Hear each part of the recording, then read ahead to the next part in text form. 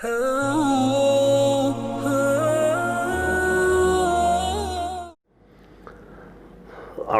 باللہ من الشیطان الرجیم بسم اللہ الرحمن الرحیم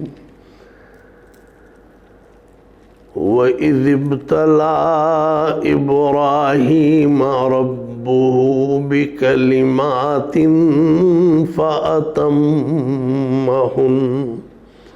قَالَ إِنِّي جَاعِلُكَ لِلنَّاسِ إِمَامًا قال ومن ذريتي قال لا ينال عهد الظالمين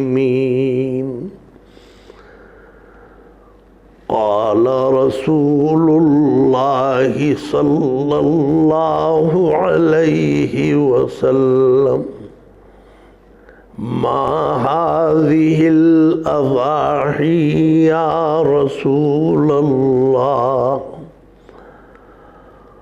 قال هذه سنة أبيكم إبراهيم صدق الله مولانا العظيم وصدق رسوله النبي الكريم ونحن على ذلك من الشاهدين والشاكرين والحمد لله رب العالمين۔ بزرگان محترم اور برادران عزیز اور میری اسلامی مائیں بہنیں اور بچیاں، السلام علیکم ورحمۃ اللہ وبرکاتہ۔ ماشاءاللہ ہم اور آپ مسلمانان پاکستان اور پوری دنیا کے مسلمان اب اس عمل کی طرف رواں دواں ہیں، تیزی کے ساتھ ہم پہنچ رہے ہیں کہ جس کو ہم اور آپ کہتے ہیں عید الاضحیٰ، بقر عید اور عید قرباں۔ ذی الحجہ کے مہینے میں ہم داخل ہوں گے تو اسی قسم کے عنوانات اور ہمارے گویا مضامین سننے کو بھی ملیں گے، پڑھنے کو بھی ملیں گے۔ میں پیشگی سب کو مبارکباد بھی پیش کرتا ہوں۔ اس سلسلے میں بعض میرے ساتھیوں نے، ہمارے ادارے کے جو حضرات ذمہ دار ہیں، انہوں نے بتایا کہ عوام میں کچھ تشویش ہے، کچھ غلط فہمیاں ہیں، کچھ چیزیں ایسی ہیں جو گویا گشت کر رہی ہیں۔ میں سمجھ گیا، اس لیے کہ کورونا بیماری اور مرض اور وبا، میں نے پہلے دن جس کے بارے میں کہہ دیا تھا کہ یہ بیماری بھی ہو سکتی ہے لیکن یہ سازش بھی ہو سکتی ہے۔ بہرحال آج میں دیکھتا ہوں کہ ان حضرات کی باتیں زیادہ آ رہی ہیں سننے میں کہ جو یہ سمجھ رہے ہیں کہ یہ ایک بڑی سازش ہے، اور جو ہمارے حکومتوں کا طرز ہے اندر، وفاق کیا اور صوبوں کی کیا، اس سے اور بھی لوگوں کا یقین جو ہے وہ پیدا ہو چکا ہے کہ یہ سب ایک سازش کے تحت ہو رہا ہے۔ بہرحال اموات بھی ہمارے سامنے ہیں، خبریں بھی ہمارے سامنے ہیں۔ میں پھر بھی آپ سب حضرات کی، ایک ایک بچے کی اور ایک ایک فرد، میرے گھر کے، آپ کے گھر کے، سب کے لیے میں خصوصی طور پہ دل سے دعا کرتا ہوں کہ اللہ تعالی ہمیں اور آپ کو سب کو اس قسم کی وبائی اور مہلک بیماری سے ہمیں بچا کے رکھے، اور اللہ تعالی ہماری حفاظت فرمائے اور ہم سب کو بعافیت اور بقید حیات رکھے۔ آمین ثم آمین۔ باقی یہ کہ دنیا سے تو سب کو جانا ہے، مختلف انداز ہیں، کسی کا کسی طریقے پہ وقت آتا ہے۔ تو خیر، میں اس بیماری اور وبا اور مہلک مرض کو تو ڈالتا ہوں اپنے ڈاکٹر حضرات یا دیگر حضرات جو لوگ اس پر بحث، لیکن میں اس کے اوپر اپنے بھائیوں اور بہنوں کو لانا چاہتا ہوں کہ یہ وقت نے ثابت کر دیا کہ جو بھی نزلہ گر رہا ہے اس بیماری کا، وہ دین اور مذہب اور اسلام، مسجدیں اور جمعے کے اجتماعات، حتیٰ کہ تبلیغی جماعت والوں کے رائیونڈ کے اجتماعات، ہر چیز کے اوپر. تو میں تو کم از کم اپنی بات اسی پر رکھوں گا. باقی آپ کو اللہ تعالیٰ محفوظ فرمائے. احتیاط ضرور کیجئے. SOPs میرے سر پہ یا ٹوپی رکھی ہوئی ہے، دین اور مذہب کا ایک مقدس ایک نشان ہے اور سنت ہے سرکار دو عالم صلی اللہ علیہ وسلم کی.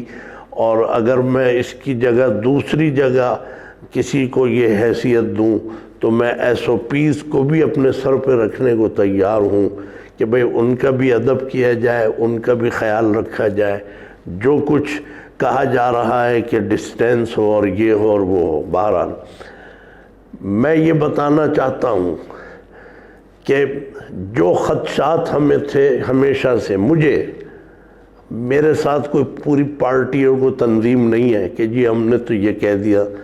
میں یہ سمجھتا تھا کہ یہ کبھی ہوگا اور آئے گا دیکھنے میں، اور بہرحال وہ سب کچھ دیکھ لیا. مدینہ نہ دیکھا تو کچھ بھی نہ دیکھا. تو اگر مدینے کی یہ شان ہے کہ مدینہ دیکھ لیا تو سب کچھ دیکھ لیا.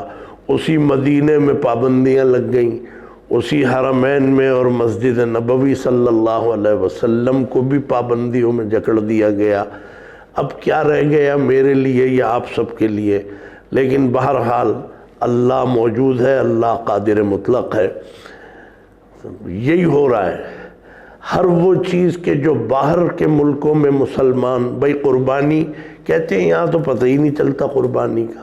وہ اتنی دور اتنے کلومیٹر آبادی سے نکل کے وہاں جائے، وہاں پہ وہ آپ کا جانور بک ہے، بس وہاں چھری پھیری اور انہوں نے اس کو سلاٹر ہاؤس میں ڈالا اور گھر پہنچا دیا.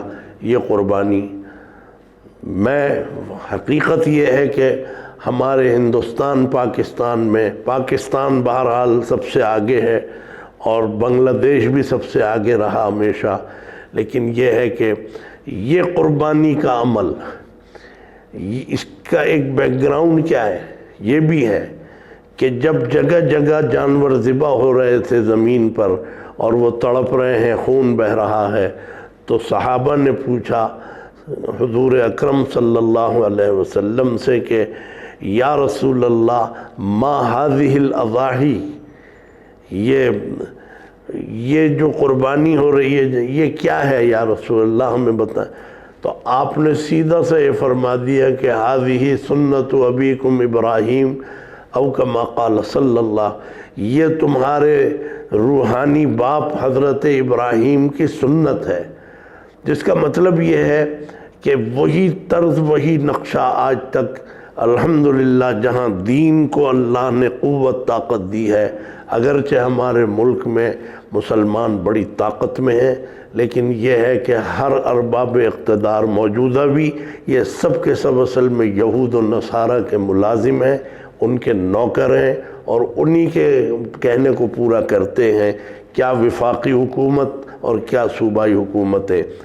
یہ بھی وہی طرز اپنایا جائے گا، اللہ نہ کرے. لیکن اگر ایسا ہو، آپ حضرات دیکھ لیجئے اپنی بساط میں رہ کے، قربانی کا عمل بہرحال ہمیں کرنا ہے اور کرنا چاہیے. یہ کسی زمانے میں موقوف نہیں ہوا کہ جی جب قربانی کے دن آتے ہیں کچھ لوگ کھڑے ہو جاتے ہیں لیڈران قوم اور بڑے کہ جی فلڈ آیا ہوا ہے، زلزلہ آیا ہوا ہے، ان کی مدد کریں، متاثرین، ڈیزاسٹر آ گیا، یہ آ گیا.